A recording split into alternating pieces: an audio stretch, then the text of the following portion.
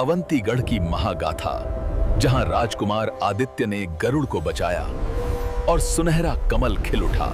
रहस्य चैनल में आपका स्वागत है। आज की कहानी है वचन, विश्वास, न्याय और भाग्य की अद्भुत गाथा। एक ऐसा वादा जो वर्षों बाद पूरा हुआ, एक ऐसी रानी जिसे झूठा समझकर मौत की सजा दे दी गई, और एक ऐसा पुत्र जिसके जन्म से हर सुबह एक चमत्कार होता था। तो कहानी के अंत तक जरूर बने रहिए। अवंतीगढ़ के न्यायप्रिय राजा वीरेंद्र प्रताप के पुत्र राजकुमार आदित्य का जीवन तब पूरी तरह बदल गया, जब शिकार के दौरान वे रास्ता भटककर नीलवन की डरावनी गहराइयों में पहुंच गए। झाड़ियों के पीछे उन्होंने एक अद्भुत और दिव्य नजारा देखा। एक विशालकाय सफेद गरुड़ भारी लोहे की जंजीरों में बंधा तड़प रहा था। जादुई पक्षी ने मनुष्य की वाणी में गुहार लगाई, राजकुमार, मैं एक तपस्वी के श्राप का बंदी हूँ, मुझे केवल एक निस्वार्थ हृदय ही मुक्त कर सकता है। आदित्य ने बिना डरे अपनी तलवार के एक ही प्रहार से उन जंजीरों को काट फेंका। आजाद होते ही गरुड़ ने आसमान की ओर उड़ान भरी और गरज कर वचन दिया, तारांकन मित्र, तुमने मुझे जीवन दान दिया है। जब भी तुम पर कोई भारी संकट आए, बस मुझे याद करना, मैं मौत के मुंह से भी तुम्हें खींच लाऊंगा। आदित्य मुस्कुराए और लौट आए, पर वे नहीं जानते थे कि ये वचन जल्द ही उनके भाग्य की सबसे बड़ी परीक्षा लेने वाला है। कुछ ही दिनों बाद पड़ोसी राज्य ने अचानक हमला कर दिया, जिससे अवंतीगढ़ की शांति भंग हो गई और महाराजा वीरेंद्र प्रताप ने गंभीर स्थिति को देखते हुए राजकुमार आदित्य को तुरंत विशाल सेना के साथ रणभूमि की ओर कूच करने का आदेश दिया। पिता के आदेशानुसार राजकुमार युद्ध के लिए प्रस्थान कर गए, पर यात्रा के दौरान एक रात जब पूरी सेना गहरी नींद में सो रही थी, तब व्याकुलता के कारण आदित्य को नींद नहीं आई और वे एक विशाल पुराने पीपल के पेड़ के नीचे जाकर बैठ गए। उसी समय पेड़ की ऊंची शाखाओं पर बैठे दो रहस्यमय दिव्य पक्षी आपस में मानव स्वर में भविष्य की चर्चा करने लगे, जिसमें पहले पक्षी ने कहा कि यदि आज की रात राजकुमार अपनी नवविवाहित पत्नी स्वरा के पास महल में होते तो उनका आने वाला भाग्य पूरी तरह बदल जाता और कुल को एक चमत्कारी उत्तराधिकारी मिलता।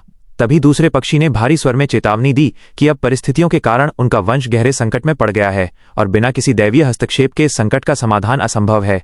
इन रहस्यमय बातों को सुनकर राजकुमार आदित्य सन्न रह गए और उन्हें अचानक वन में मुक्त किए गए गरुड़ के उस वचन की याद आई कि संकट के समय वह उनकी सहायता अवश्य करेगा। पक्षियों की रहस्यमयी बातें सुनकर राजकुमार आदित्य व्याकुल हो उठे और उन्हें तुरंत अपनी पत्नी स्वरा के पास पहुंचने की तीव्र इच्छा हुई।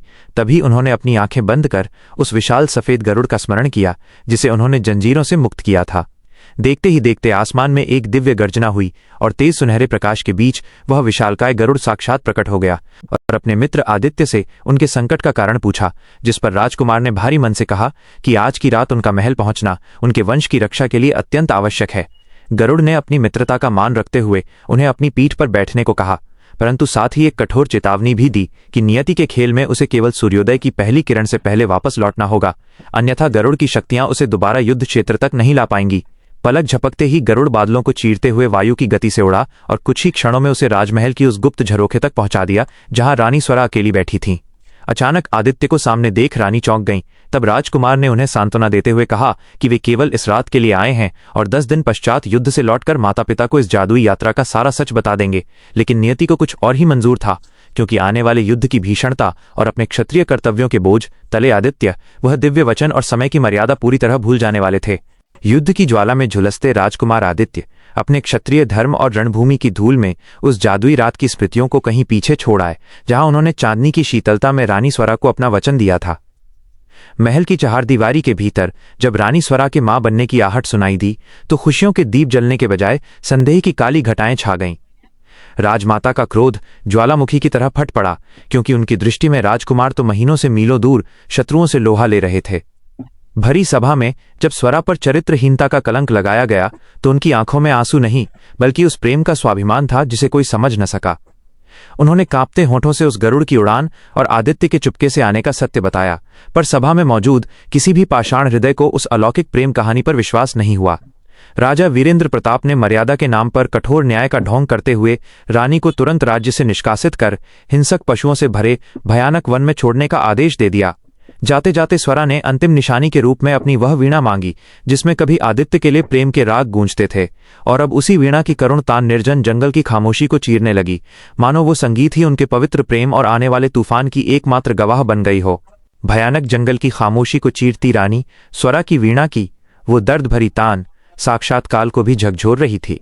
तभी नियति के दूत बनकर प्रकट हुए सिद्ध साधु महेशदास, जिन्होंने रानी की आंखों में कलंक नहीं बल्कि पवित्र सत्य का तेज देखा और उन्हें सांत्वना देते हुए अपने सुरक्षित आश्रम में शरण दी।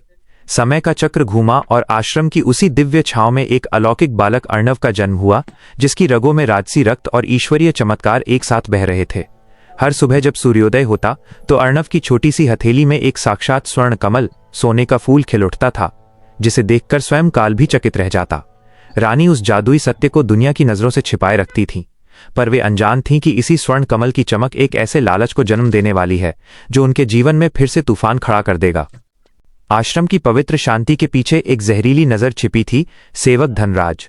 एक सुबह जब सूरज की किरणें अर्णव की हथेली पर पड़ीं तो धनराज की आंखें फटी की फटी रह गईं। उसने अपनी आंखों से उस बालक की मुट्ठी में साक्षात स्वर्ण कमल खिलते देख लिया।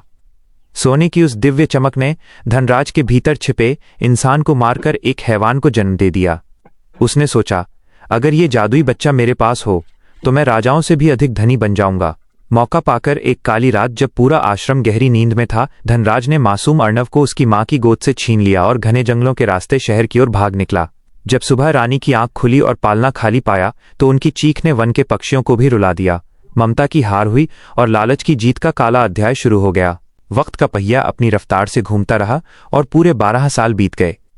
धनराज ने उस मासूम बालक अर्णव के चमत्कारिक स्वर्ण कमलों के दम पर दूसरे राज्य में अपार संपत्ति बटोरी और खुद को एक महान और प्रतिष्ठित व्यापारी के रूप में स्थापित कर लिया, जबकि अर्णव अब एक तेजस्वी किशोर बन चुका था। दूसरी ओर भीषण युद्ध की लंबी और थका देने वाली विजय के बाद राजकुमार आदित्य आखिरकार अपने राज्य अवंतीगढ़ की ओर लौट रहे थे, पर उनका मन भारी था और आत्मा अशांत थी। विजय के जुलूस के बीच जब वे उसी अनजान नगर से गुजरे जहां धनराज रहता था, तभी अचानक हवा की लहरों पर सवार होकर एक चिर परिचित वीणा की मधुर और दर्द भरी तान उनके कानों से टकराई। वो धुन इतनी रहस्यमयी और स्मृतियों से भरी थी कि राजकुमार आदित्य का दिल बुरी तरह कांप उठा। वो वही संगीत था जो कभी उनके प्रेम का प्रतीक था। उन्होंने तुरंत अपनी सेना को रुकने का आदेश दिया और उस वीणा के स्वर की दिशा में चल पड़े, जहां नियति ने उनके लिए एक ऐसा सच छिपाकर रखा था जो उनके जीवन की सबसे बड़ी भूल और सबसे महान सत्य से पर्दा उठाने वाला था। राजकुमार आदित्य उस वीणा की धुन का पीछा करते हुए एक पुराने आश्रम के द्वार पर जा पहुंचे, जहां एक तपस्विनी के वेश में बैठी स्त्री की उंगलियां तारों पर अपना दर्द बिखेर रही थीं। जैसे ही उस स्त्री ने सिर उठाया, आदित्य के पैरों तले जमीन खिसक गई। वो कोई और नहीं बल्कि उनकी अपनी पत्नी स्वरा थीं, जिन्हें उन्होंने 12 साल पहले नियति के भरोसे छोड़ दिया था। दोनों की आंखों में आंसुओं का सैलाब उमड़ पड़ा, पर स्वरा की सिसकियों में एक बड़ा सवाल था, उनका पुत्र कहाँ है। उसी समय नगर में चर्चा फैल गई कि धनराज नामक व्यापारी के घर में एक दिव्य बालक है जिसके स्पर्श से सोना उपजता है।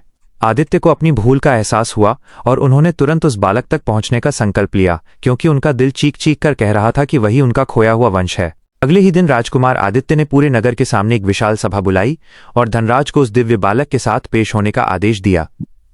भारी सभा के बीच जब धनराज घमंड से पहुंचा तो राजकुमार ने कड़कती आवाज में पूछा, सच बताओ धनराज, ये बालक तुम्हारा पुत्र है या तुमने इसे किसी मासूम मां की गोद से चुराया है। धनराज बुरी तरह घबरा गया और झूठ की दीवारें ढहने लगीं। तभी अचानक जैसे ही सुबह की पहली किरण अर्णव पर पड़ी, पूरी सभा के सामने अर्णव की हथेली में एक अद्भुत स्वर्ण कमल खिल उठा, जिसकी दिव्य चमक ने सबको अंधा कर दिया। उसी पल आसमान में विशाल पंखों की फड़फड़ाहट सुनाई दी और सफेद गरुड़ साक्षात प्रकट होकर बोला, सत्य को समय की धूल से दबाया जा सकता है, पर उसे मिटाया नहीं जा सकता। यही है वो वंश जिसकी रक्षा का वचन मैंने दिया था। राजा वीरेंद्र और राजमाता के सिर शर्म से झुक गए और उन्होंने स्वरा के चरणों में गिरकर क्षमा मांगी, क्योंकि 12 साल बाद न्याय की जीत हुई थी।